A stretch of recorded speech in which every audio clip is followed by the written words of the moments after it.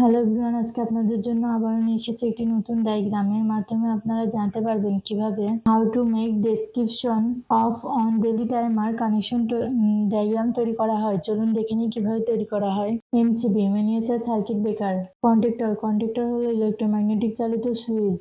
Timer মূলত on off প্রক্রিয়ার কাজ করে। টাইমারে দুটি কমন প্রান্ত থাকে, একটি নর্মালি ওপেন, একটি নর্মালি ক্লোজ অপশন থাকে। DPMCB motor.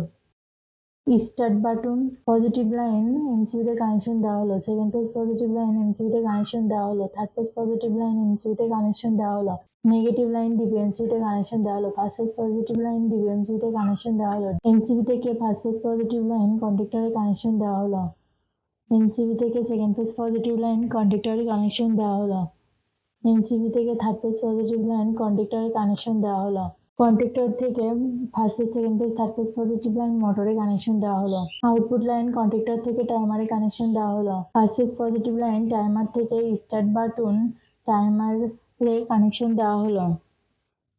Negative line conductor থেকে টাইমার ও ডিপিএমসিতে কানেকশন দেওয়া হলো।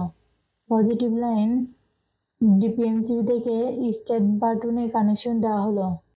আউটপুট লাইন কন্ডাক্টর থেকে পজিটিভ লাইনের সঙ্গে কানেকশন দেওয়া হলো। আর্থিং লাইন মোটরে কানেকশন দেওয়া হলো। এই ডায়াগ্রামটি পুরোপুরি সম্পূর্ণ হয়েছে। এভাবে আপনারা আপনাদের বাসা বাড়ি অথবা কারখানাতে তৈরি করতে পারবেন। ভিডিওটির সাথে থাকার জন্য ধন্যবাদ। ভিডিওটি ভালো লাগলে লাইক ও সাবস্ক্রাইব করবেন।